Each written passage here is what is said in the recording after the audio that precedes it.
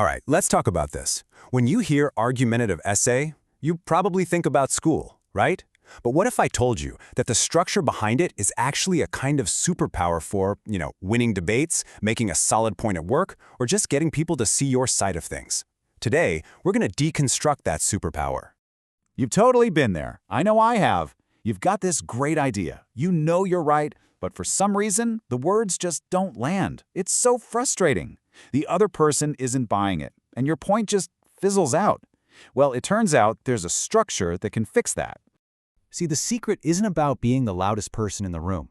It's about building a better argument from the ground up. Think of it like a toolkit. I mean, you'd never try to build a bookshelf with just a screwdriver, right? You need a plan and all the right tools. Making a point that actually sticks is exactly the same. Okay, so let's crack open that toolkit. Every single persuasive argument, I don't care how simple or complex, stands on two essential pieces.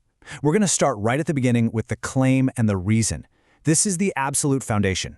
First things first, the claim. This is your main point. It's the what. What are you trying to prove? And this part is absolutely crucial. It has to be arguable. You can't just claim water is wet. That's a fact. Nobody can argue with it. A real claim is a stance someone could actually disagree with. Let's use a delicious example. Ben & Jerry's has the best ice cream. See, that's a claim. It's definitely not a fact. I could argue for it, you could argue against it. It immediately sets up a conversation. But right now, it's really just my opinion floating out there. And that's where the second piece of our foundation comes in, the reason. The reason is the why that backs up your what. It's the first real step you take to turn that opinion into an actual argument. It's the answer you give when someone asks, "Oh yeah, why do you think so?" So how does this look? You connect your claim and your reason with one of the most powerful words in persuasion, because. Ben & Jerry's has the best ice cream because it is made in small batches. Bam! All of a sudden, the argument has some real weight to it. It's not just a random thought anymore. There's some logic behind it.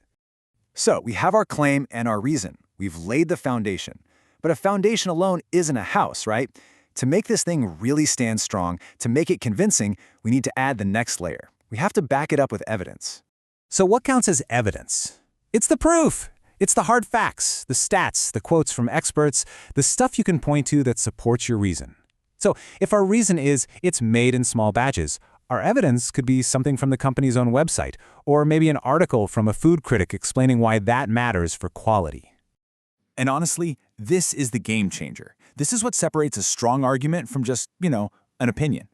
Without evidence, you're just saying how you feel. With evidence, you are building a legitimate case.